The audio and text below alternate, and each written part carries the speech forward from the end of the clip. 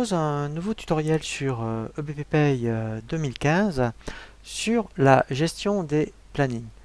C'est vraiment très intéressant lorsque vous avez des temps partiels ou lorsque vous avez vraiment dans votre activité beaucoup de salariés avec des modulations horaires très importantes, de créer dans un premier temps des plannings que vous allez affecter aux salariés.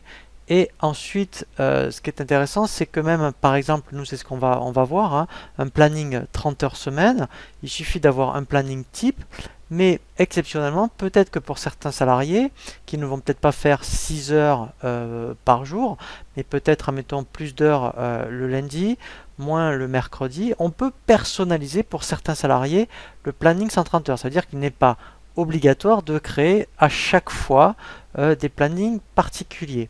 Ensuite, l'intérêt, c'est que lorsque vous allez gérer des absences, en fonction du planning affecté, il va très bien tenir compte, je dirais, des heures qu'il doit enlever en fonction des journées indiquées. Alors, comment le mettre en place?